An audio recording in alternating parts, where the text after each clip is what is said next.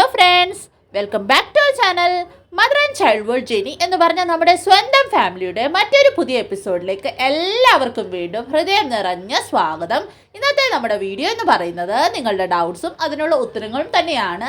അപ്പോൾ മാക്സിമം നിങ്ങൾ ഈ വീഡിയോ മറ്റുള്ളവർക്ക് കൂടി ഒന്ന് ഷെയർ ചെയ്ത് കൊടുക്കുക. കാരണം ഇതുപോലുള്ള ഡൗട്ട്സ് ഒരുപാട് പേർക്ക് കാണും, പക്ഷേ അവർക്ക് നമ്മുടെ കമൻറ്റ് ബോക്സിൻ്റെ അടിയിൽ വന്ന് മെൻഷൻ ചെയ്യാനായിട്ട് ബുദ്ധിമുട്ട് കാണും. അപ്പോൾ അവർക്ക് കൂടി മാക്സിമം ഈ വീഡിയോ ഷെയർ ചെയ്യുക, അവർക്ക് കൂടി ഉപകാരപ്പെട്ടോട്ടെ.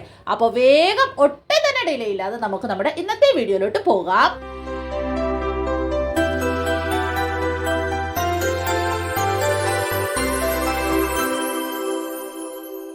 ഇന്നത്തെ നമ്മുടെ ആദ്യത്തെ ചോദ്യമാണ്, പ്ലീസ് ഡിയർ റിപ്ലൈ തരണം. എനിക്ക് ഓഗസ്റ്റ് 8 പീരീഡ്സ് ആയി, 14 പീരീഡ്സ് കഴിഞ്ഞു, അതിന് 5 ഡേയ്സ് കഴിഞ്ഞ് ബ്രൗൺ ഡിസ്ചാർജ് ഉണ്ടായി.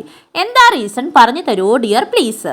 അപ്പോൾ ബ്രൗൺ ഡിസ്ചാർജ് നമുക്കുണ്ടാവുന്നതിന് ഒരുപാട് റീസൺ ഉണ്ട്. കോമൺ ആയിട്ടുണ്ടാവുന്ന റീസൺ എന്താണെന്ന് പറഞ്ഞാൽ, നമുക്ക് പീരീഡ്സ് ഒക്കെ കഴിഞ്ഞിട്ട് നമുക്ക് കുറച്ച് ബ്ലഡ് അവിടെ നിലനിൽക്കും.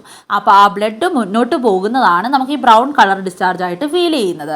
റെഡ് കളറിൽ നിന്ന് അതിന് ബ്രൗൺ ടിഞ്ച് വരും. അപ്പോൾ അത് കോമൺ ആണ്, നോർമലാണ്, പേടിക്കേണ്ട ആവശ്യമില്ല. ഇതല്ലാതെ ഒരുപാട് റീസൺസ് ഉണ്ട്. നമുക്ക് എന്തെങ്കിലും സിസ്റ്റ് ഉണ്ടെങ്കിൽ ബ്രൗൺ ഡിസ്ചാർജ് ഉണ്ടാകും, ഇൻഫെക്ഷൻ എന്തെങ്കിലും ഉണ്ടെങ്കിൽ ബ്രൗൺ ഡിസ്ചാർജ് ഉണ്ടാകും, അതുപോലെ തന്നെ PID പെൽവിക് ഇൻഫ്ലമേറ്ററി ഡിസീസ് ഉണ്ടെങ്കിൽ ബ്രൗൺ ഡിസ്ചാർജ് ഉണ്ടാകും.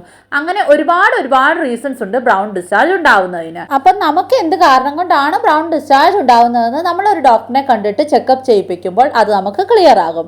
ഇനിയും ബ്രൗൺ ഡിസ്ചാർജ് എന്തെങ്കിലും വേറെ അസോസിയേറ്റഡ് സിംറ്റംസിന്റെ കൂടെയാണ് ഉണ്ടാവുന്നതെങ്കിൽ തീർച്ചയായിട്ടും എത്രയും പെട്ടെന്ന് തന്നെ നമ്മൾ ഡോക്ടറെ കാണിക്കേണ്ടതുണ്ട്. അതല്ല പീരീഡ്സ് കഴിഞ്ഞിട്ട് 5 ദിവസം കഴിഞ്ഞിട്ട് ബ്രൗൺ ഡിസ്ചാർജ് മാത്രമേ ഉണ്ടാവുന്നുള്ളൂ എങ്കിൽ അടുത്ത പ്രാവശ്യത്തെ പീരീഡ്സ് കൂടി ഒന്ന് വെയിറ്റ് ചെയ്ത് നോക്കുക. ആ പീരീഡ്സ് കഴിഞ്ഞിട്ടും ഇങ്ങനെ തന്നെ ഉണ്ടാവുന്നുണ്ട് എങ്കിൽ അപ്പോൾ ഡോക്ടറെ ഒന്ന് കാണിച്ച് നമുക്ക് വിശദമായിട്ട് എന്ത് കാരണം കൊണ്ടാണ് ബ്രൗൺ ഡിസ്ചാർജ് നമുക്ക് ഉണ്ടാവുന്നതെന്ന് ഒന്ന് ചെക്കപ്പ് ചെയ്യിപ്പിച്ച് നോക്കുക. ആദ്യത്തെ കാര്യം ആണെങ്കിൽ അത് വളരെ നോർമലാണ്, പേടിക്കേണ്ട ആവശ്യം ഒന്നും തന്നെയില്ല. അടുത്തൊരു കമന്റ് ആണ്, 25th ടെസ്റ്റ് പോസിറ്റീവ് ആവാൻ പ്രാർത്ഥിക്കണേ. അപ്പോൾ എംബ്രിയോ ട്രാൻസ്ഫർ കഴിഞ്ഞിട്ട് റിസൾട്ടിനായിട്ട് വെയിറ്റ് ചെയ്തിരിക്കുന്ന എല്ലാവർക്കും ടെസ്റ്റ് ചെയ്യുമ്പോൾ ഒരു പോസിറ്റീവ് റിസൾട്ട് കിട്ടാൻ വേണ്ടിയിട്ട് പ്രാർത്ഥിക്കാം. അപ്പോൾ നിങ്ങൾ എല്ലാവരും സന്തോഷമായിട്ടും ടെൻഷൻ ഫ്രീ ആയിട്ട് ഇരിക്കാൻ മാക്സിമം ശ്രമിക്കുക. അടുത്ത ഒരു കമന്റ് ആണ്, എല്ലാത്തിനും റിപ്ലൈ തന്നിരുന്ന ആൾക്ക് ഇപ്പോൾ എന്തു പറ്റി?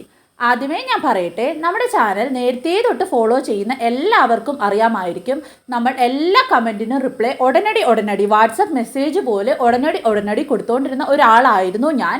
ഇപ്പോൾ എനിക്ക് കുറച്ച് നാളായിട്ട് അങ്ങനെ റിപ്ലൈ കൊടുക്കാൻ സാധിക്കാറില്ല. അതിൻ്റെ കാരണം എന്താണെന്ന് പറഞ്ഞാൽ, ചില പേഴ്സണൽ കാര്യങ്ങൾ കൊണ്ടാണ് എനിക്കിപ്പോൾ കമൻറ്റിന് ഉടനടി റിപ്ലൈ തരാൻ സാധിക്കാത്തത്.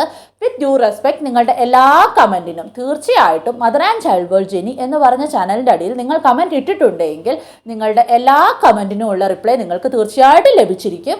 നമുക്ക് സമയം കിട്ടുന്നത് പോലെ, എന്നെക്കൊണ്ട് പറ്റുന്നത് പോലെ ഞാൻ വീഡിയോ ആയിട്ട് തന്നെ അത് ചെയ്ത് നിങ്ങൾക്ക് എത്തിക്കുന്നതായിരിക്കും. പക്ഷേ കുറച്ച് ഡിലേ ആകും എന്ന് മാത്രം. പിന്നെ ഒരു കമൻറ്റിൻ്റെ അടിയിൽ ഒരുപാട് കമൻറ്റ് ഇങ്ങനെ ഇടുമ്പോൾ ചില കമൻറ്റുകൾ മാത്രമേ കാണാൻ സാധിക്കുകയുള്ളൂ. ചില കമൻറ്റുകൾ നമ്മൾ കാണുക പോലുമില്ല, അത് സ്പാമായിട്ട് പോകും.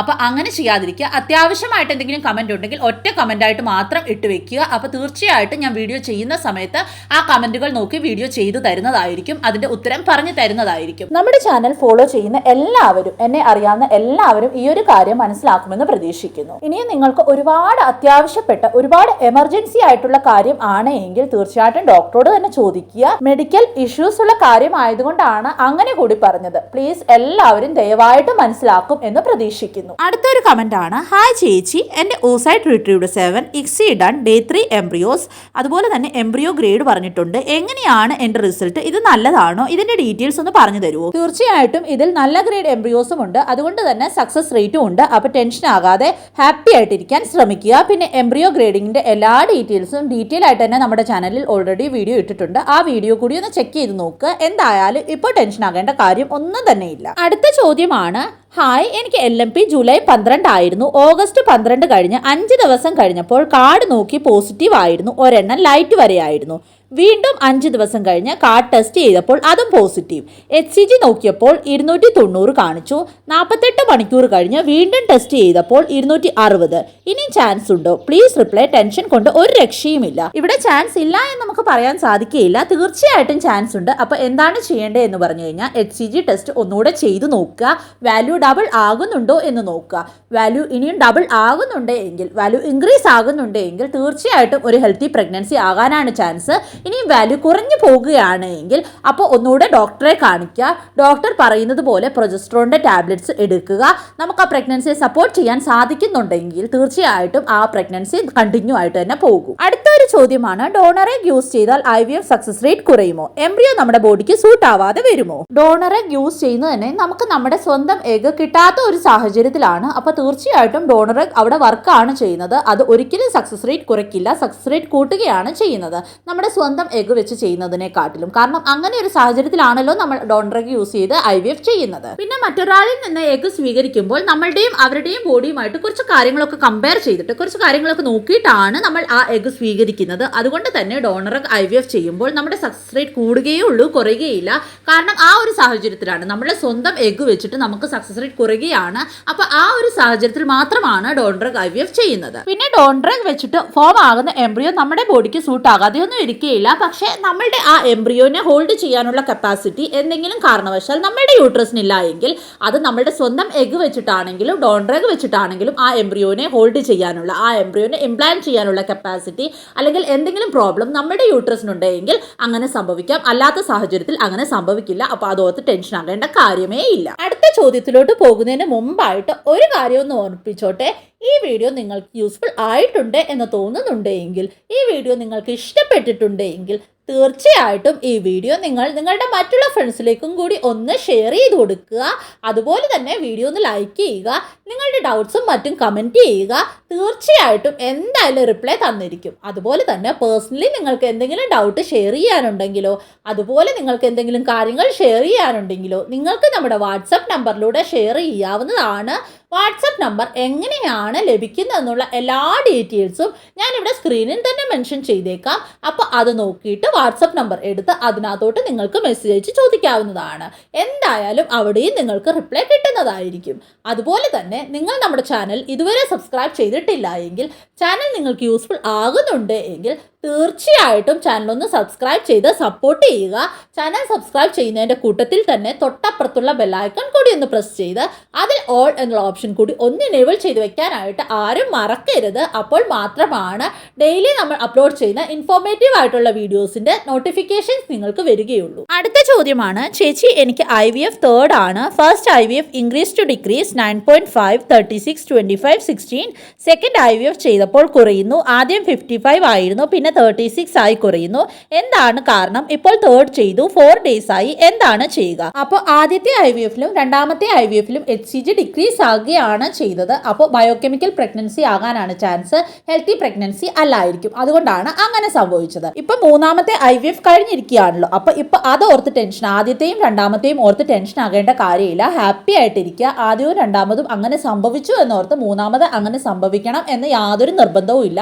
അപ്പോൾ ടെൻഷൻ ആകാതെ ഹാപ്പി ആയിട്ട് കൂൾ ആയിട്ടിരിക്കാൻ ശ്രമിക്കുക. എംബ്രിയോ ട്രാൻസ്ഫർ കഴിഞ്ഞിട്ടിരിക്കുന്ന എല്ലാവർക്കും എന്തൊക്കെയാണ് ആ 15 ദിവസം ചെയ്യേണ്ടത്, എന്തൊക്കെയാണ് ചെയ്യാൻ പാടില്ലാത്തത്, എന്തൊക്കെ കഴിക്കാം, എങ്ങനെയാണ് ഇരിക്കേണ്ടത്, എങ്ങനെയാണ് കിടക്കേണ്ടത്, എന്തൊക്കെയാണ് നോർമലായിട്ട് ഹെൽത്തി ടിപ്സ് ആയിട്ട് ചെയ്യേണ്ടത് എന്നൊക്കെയുള്ള ഡീറ്റെയിൽഡ് ആയിട്ടുള്ള വീഡിയോ നമ്മുടെ ചാനലിൽ ഓൾറെഡി അപ്ലോഡ് ചെയ്തിട്ടുണ്ട്. ആ വീഡിയോസ് ഒക്കെ ഒന്ന് നോക്കുക. ആ വീഡിയോസിൽ പറഞ്ഞതുപോലെയൊക്കെ ഫോളോ ചെയ്യുക. തീർച്ചയായിട്ടും ഈ തവണ ഒരു ഹാപ്പി ന്യൂസ് തന്നെ, അതുപോലെ തന്നെ നോർമൽ ആയിട്ടുള്ള ഹെൽത്തി പ്രഗ്നൻസി തന്നെ കിട്ടട്ടെ എന്ന് പ്രാർത്ഥിക്കാം. സന്തോഷമായിട്ട് കൂളായിട്ടിരിക്കുക കേട്ടോ. അടുത്ത ചോദ്യമാണ്, ഹായ് ചേച്ചി, ബീറ്റ HCG ഒരിക്കൽ നോക്കിയപ്പോൾ 73.3 ആയിരുന്നു. 48 അവർ കഴിഞ്ഞ് നോക്കിയപ്പോൾ 192.3 ആയി. ഹെൽത്തി പ്രഗ്നൻസി ആണോ? Please reply.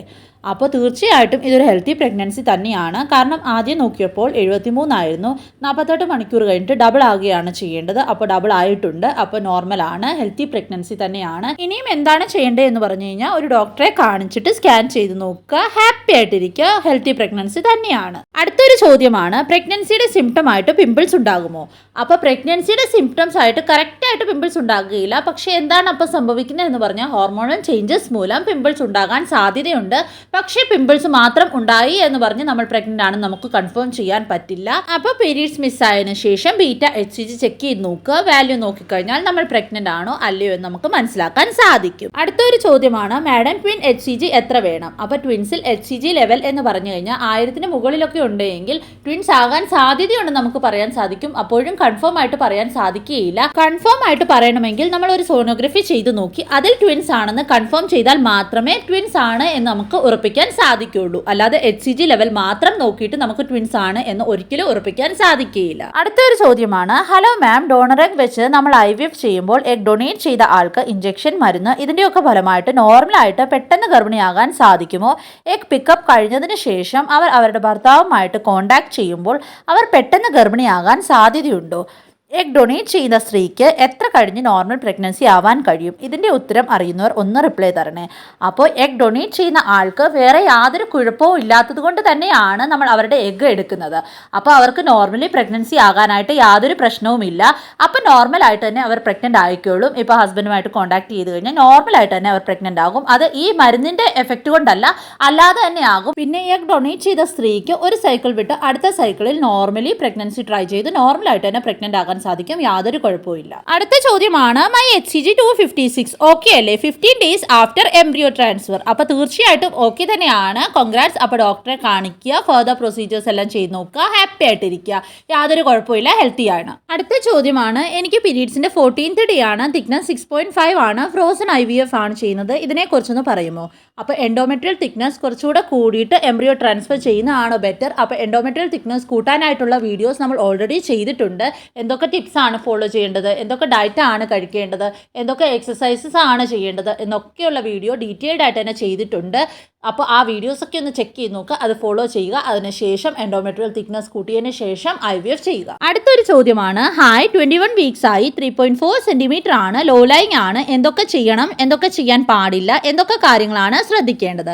അപ്പോൾ ലോ ലൈങ് പ്ലാസൻ്റ വളരെ സൂക്ഷിക്കണം. അപ്പോൾ അതിനായിട്ട് ശ്രദ്ധിക്കേണ്ട കാര്യങ്ങൾ എന്താണെന്ന് പറഞ്ഞു കഴിഞ്ഞാൽ, മാക്സിമം ബെഡ് റെസ്റ്റ് ചെയ്യാൻ ശ്രമിക്കുക, പിന്നെ അയൺ റിച്ച് ആയിട്ടുള്ള ഫുഡ് കഴിക്കാൻ ശ്രമിക്കുക. കാരണം ലോ ലൈങ് പ്ലാസൻ്റയ്ക്ക് ബ്ലീഡിങ് ടെൻഡൻസി കൂടുതലാണ്. അപ്പോൾ ബ്ലീഡിങ് ഉണ്ടായാൽ പോലും നമുക്ക് അയൺ റിച്ച് ആയിട്ടുള്ള ഫുഡ് നമ്മൾ കഴിക്കുമ്പോൾ നമുക്ക് ഹീമോഗ്ലോബിൻ ഒന്നും കുറയില്ല. ഹീമോഗ്ലോബിന്റെ ലെവൽ കറക്റ്റ് ആയിട്ട് മെയിൻറ്റെയിൻ ചെയ്ത് നിന്നോളും. പിന്നെ എന്തെങ്കിലും എമർജൻസി ആയിട്ട് സിറ്റുവേഷൻസ് ഉണ്ടായിക്കഴിഞ്ഞാൽ, എന്തെങ്കിലും വേദനയോ എന്തെങ്കിലും കോൺട്രാക്ഷനോ ബ്ലീഡിങ്ങോ ഒക്കെ ഉണ്ടാകുകയാണെങ്കിൽ തീർച്ചയായിട്ടും ഡോക്ടറെ ഇൻഫോം ചെയ്യുക. പിന്നെ ബ്ലീഡിംഗ് ഉണ്ടായാൽ എന്താണ് എമർജൻസി ആയിട്ട് ചെയ്യേണ്ടതെന്ന് ഡോക്ടറോട് പ്രത്യേകം ചോദിച്ച് അത് മനസ്സിലാക്കി വെച്ചിട്ട് അത് ഫോളോ ചെയ്യുക ഉടനെ തന്നെ.